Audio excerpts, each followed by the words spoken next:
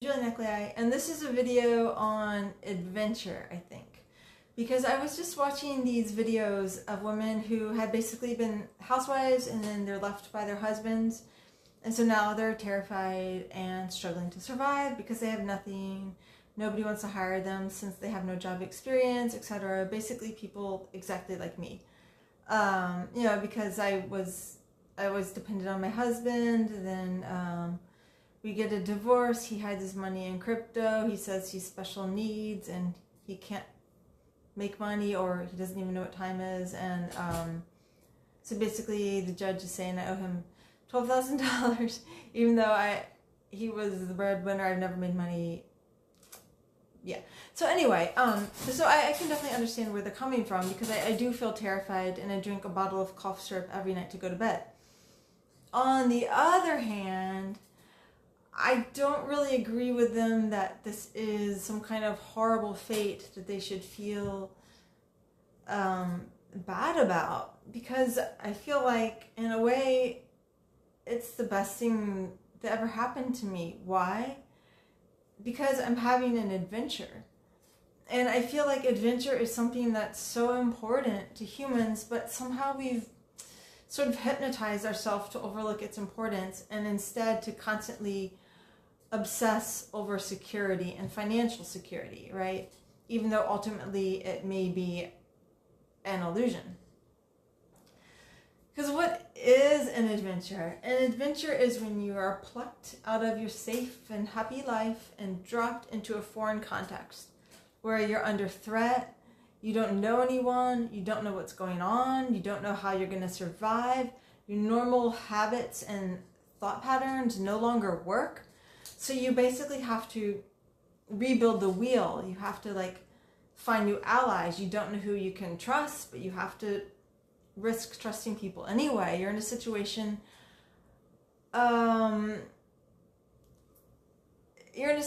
where you basically, I don't even know what to say. It's like you're in a situation where your whole spirit has to kind of be reawakened and figure out life again for the first time. And so it's really a thrill, it's really like food for the spirit. And being placed in that situation, despite the fear and anxiety, it makes me realize how much I was missing that in my former life, and how much I was over prioritizing things like safety, security, comforting love, and comfort.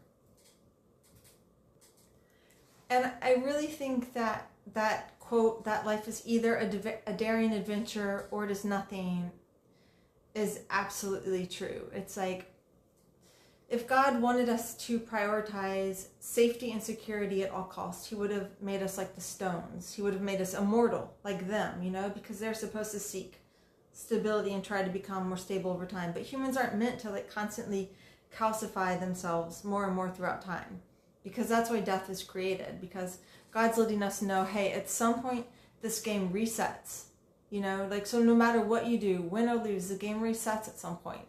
And so that's kind of your permission to take a risk, It's like, if you're on the Titanic, why prioritize safety? Why not try to become a hero instead?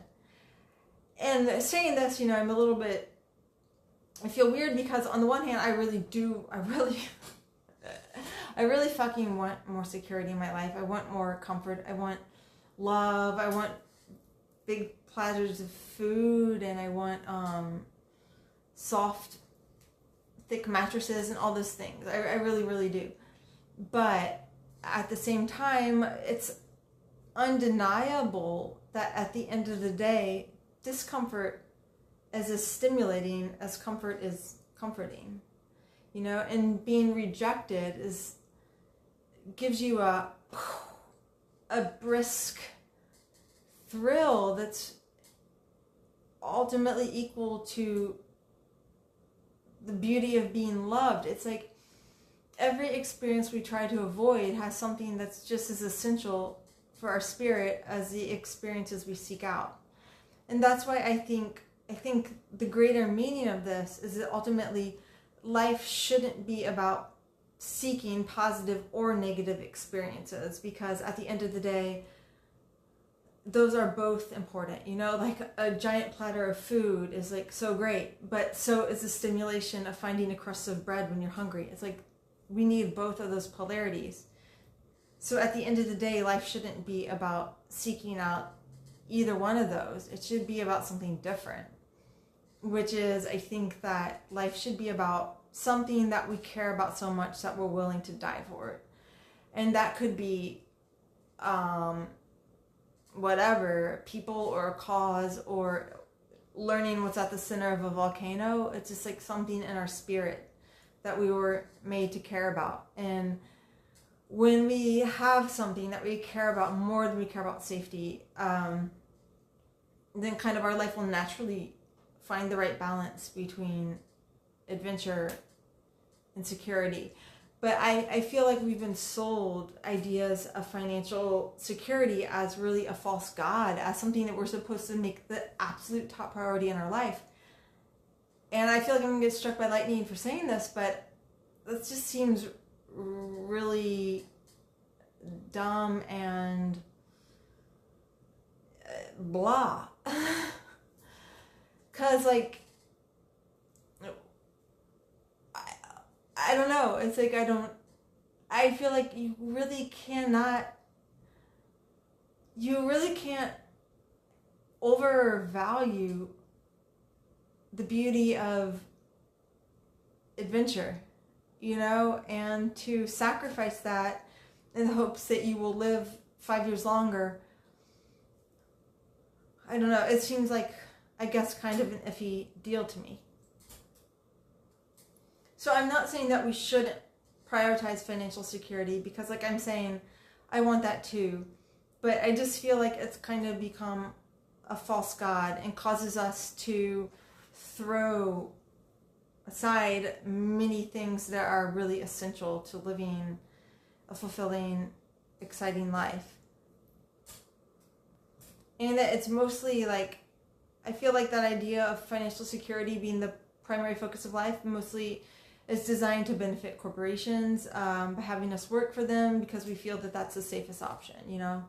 It's like everyone wants me to get a job. No one wants me to learn how to make money or to become an entrepreneur or to whatever. Well, some of my true friends do, I think. But mostly people just want you to get a fucking job because that's like the ideas of that safety, that security. It doesn't really matter if you have something you feel you're supposed to do with your life.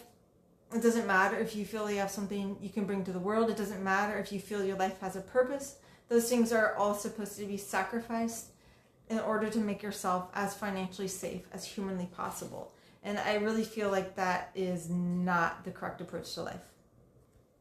So I guess ultimately what I'm saying is twofold. One, I'm saying that when life throws you a curveball and you have the ground cut out from under your feet, don't be sad, be glad, you know, because even if people don't have the balls to willingly jump into the situations, those are the things that people live for. Those are the things that people watch movies about, write stories about, write songs about.